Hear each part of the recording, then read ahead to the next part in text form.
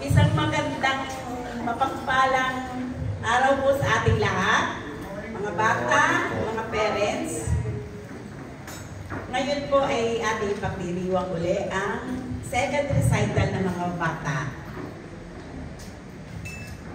Tunay nga pong napakaswerte ng mga bata ito na sa pamamagitan po ng ating napakasipag at napakatyagang maestra na si Lola Sionnie Glanvicio ay pinagtsatsagaan po niyang maturuan ng mga bata sa tulong at gabay po ng ating Cora Paroko na si Father Richard. Father, maraming salamat po sa paggabay nito sa aming mga anak. Maraming salamat po.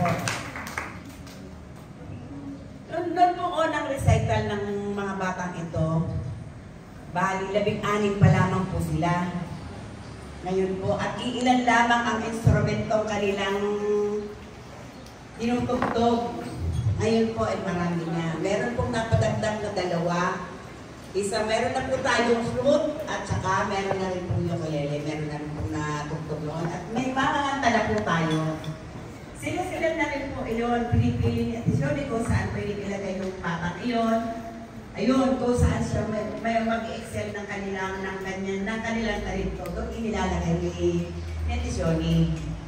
Ate Sionnie, maraming salamat po sa inyo. Kahit ito mga bata, ito makukulit, minsan hindi makakit ni Ate Sionnie at kung saan na nagkagala, ay tunay namang nagkatsaga si Ate Sionnie sa ating mga anak at mga apo. Maraming salamat po, Ate Sionnie. Okay, Father, maraming salamat. At ang atin po dati, ang atin po instrumento ay 4 lamang na bandurya at ilang xylophone.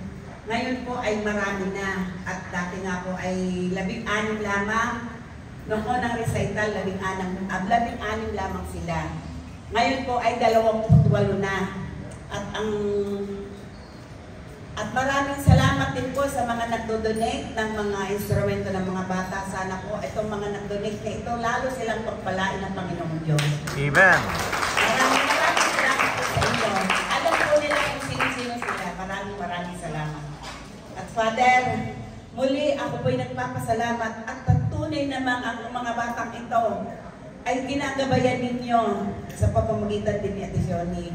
Maraming salamat at marami silang adventure na naanuhan dahil kung saan nyo sila dinadala. Kami pa po pala, kasama kami mga parents, mga guardian. Kami ay nagkakaroon ng kung saan din kami nakakarating sa pamamagitan ninyo, Father. Maraming salamat po. At sana po, huwag po kayo magsasawa na kami, ang mga batang ito ay inyong patuloy na gabayan. Maraming salamat po.